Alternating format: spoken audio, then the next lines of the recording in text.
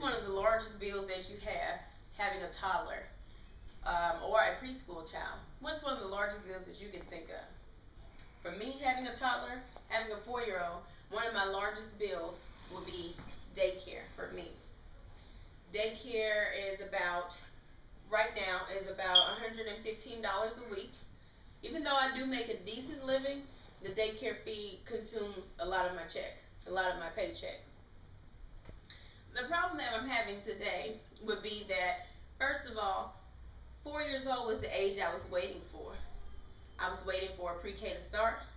That means that my child can go into a school environment and actually, for sure, do something productive at school as far as learning letters, colors, and shapes, and things of that nature.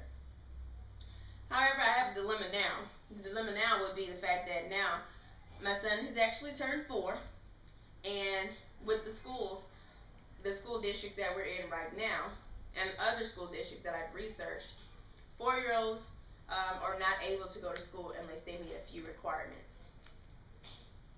Now, with the new tax breaks that we have, or the funding cuts that we have in education, there are a couple of cuts as far as how many teachers are provided for the students at the school. Currently at Aldine ISD, for their pre-K students, the requirements are as follows. Your child has to be 4 years old by September the 1st, and they have to speak a language other than English or test non-fluent in English speaking. They have to be homeless or have to be a member of an active duty member, or has ever been in the conservatorship of the Department of Family and Protective Services. And there are also income restrictions. The problem is that we have hardworking parents that actually work and are trying to get their children a heads up when it comes to their education, so that they are able to become productive students, productive adults in the future. Our child, for instance, my child is 4 years old. Because I make a decent living, and my child is English is his first language, we are having the problem that he is not able to go to school. Pre-K is not mandatory. For those of you who do not know, pre-K is not mandatory. So I received a list of some places where I could take my child to school. One of the places is called Kids or Kids in Atascocita. That is one of the places, and that daycare fee is $225 a week, which is $900 a month, which is essentially somebody's rent or somebody's monthly bills combined. Now, low-income families have resources to pay for daycare, such as NCI. They pay for your daycare to where you can pay up to $0 a month for the daycare. And as for parents who do not meet the income requirements, they have to pay full price for daycare.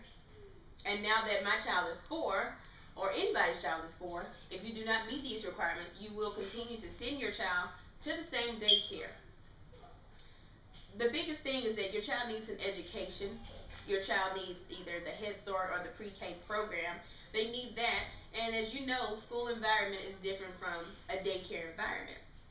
Now, some daycares vary, but the daycares that I've been familiarized with, the daycare setting is totally different from the preschool setting. You can go get this information from aldineisd.edu. They have information posted as to what requirements you have to meet.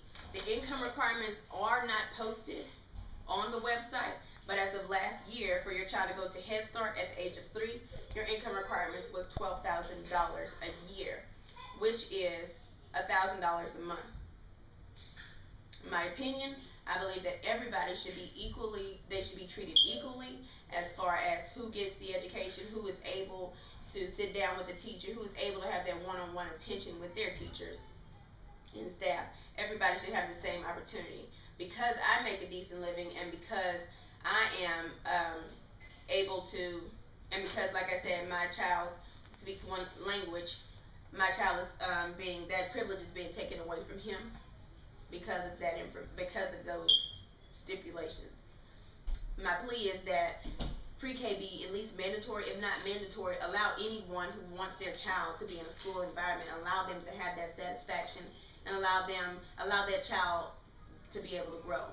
Don't strip that privilege from my child. Don't strip it from the next person's child because of whatever they have, whatever their income is for the family, or whatever their expenses are. That should not hinder your child from learning, and that should not hinder your child from growing.